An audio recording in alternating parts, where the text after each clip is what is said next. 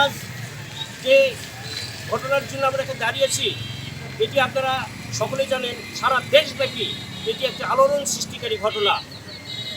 কি নির্মমভাবে তাদেরকে প্রকাশ্যে দিবালোকে কুপিয়ে জবাই করা, হত্যা করা হয়েছে।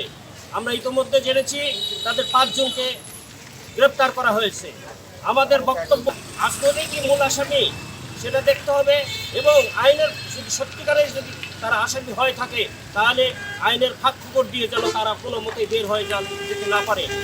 অতি দ্রুত এর বিচার হবে এবং ট্রায়াল করে, এত ট্রায়ালের সময় নাই এখানে। আমাদের আহসান বলছে কিসের ট্রায়াল? প্রকাশ্যে দিবালোকে যেখানে হত্যা করা হয়েছে এদের ট্রায়াল আবার কি?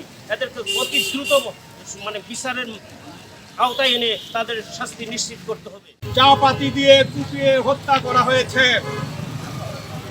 আর অপরাধ ছিল সেইখানে একটি মেয়েকে ছিনতাইকারীরা ধরেছিল, ওই মেয়েটিকে মারধর করছিল। এইটির ভিডিও ফুটেজ তিনি নিয়েছিলেন। এই অপরাধের কারণে সাংবাদিকতা পেশাগত দায়িত্ব পালন করতে গিয়ে সন্ত্রাসীরা তাকে নির্মমভাবে কুপিয়ে হত্যা করেছে। আজকে আমরা এর প্রতিবাদ জানাতে আসি নাই, আমরা জানাতে এসেছি ওই সমস্ত সন্ত্রাসীদের ক্রস ফায়ারের মাধ্যমে শাস্তি নিশ্চিত করা হোক। আমরা বিচারিক ট্রায়াল দেখতে আসি নাই, বিচারিক ট্রায়াল দেখেছি। সাগর রুনি হত্যাকাণ্ডের বিচারিক ট্রায়াল দেখেছি। 120 বার তার ট্রায়াল হয়েছে, ওই পিছিয়ে গিয়েছে।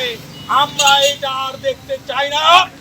ভিডিও ফুটেজে এসেছে ওই সমস্ত সন্ত্রাসীরা চাপাতি দিয়ে কুপিয়ে হত্যা করেছে।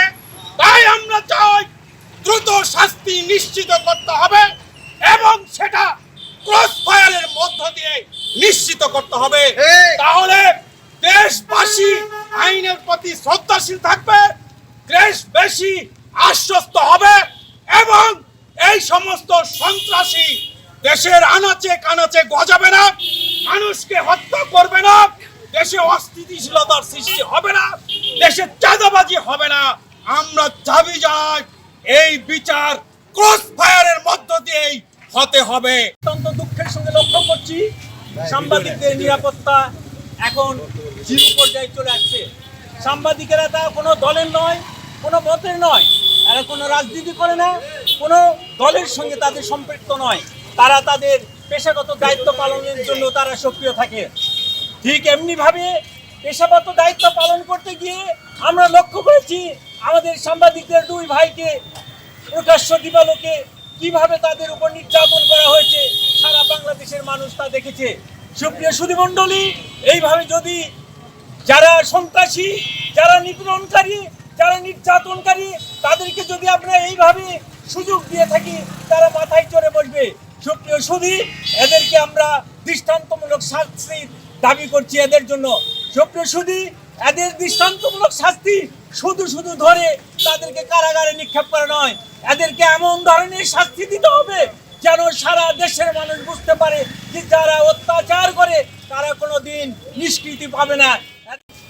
সকল সাংবাদিকের হত্যার আমরা বিচার চাই, বিচার করতে হবে, তাদেরকে আইনের আওতায় আনতে হবে এবং আমাদের এই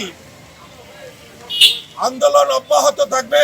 আমরা তুহিন হত্যার দৃষ্টান্তমূলক শাস্তি চাই এবং বিচার করতে হবে। চাঁদাবাজের বিরুদ্ধে এবং যে কোনো অন্যায়ের বিরুদ্ধে সবসময় সাংবাদিকরা তাদের কলম ধরে একটি সুন্দর সমাজকে বিনির্মাণের জন্য। আমাদের কাছে দলীয় কোনো বিষয় না, যারা সন্ত্রাসী তারা সন্ত্রাসী, তারা কোন দলের সেটি আমরা বলতে চাই না। খুন হয়েছে আমার ভাই, খুন হয়েছে আমার সাংবাদিক বন্ধু, খুন হয়েছে আমার সহকর্মী, আমরা এর বিচার চাই। আমাদের সাংবাদিকদের একটাই চাওয়া যে আমাদের এরকম নির্মমভাবে যারা সাংবাদিককে জবাই করে হত্যা করতে পারে, এদিকে তাদেরকে কি আমরা মানুষ বলবো? আমার তো মনে হয় না যে মানুষ বলা যাবে।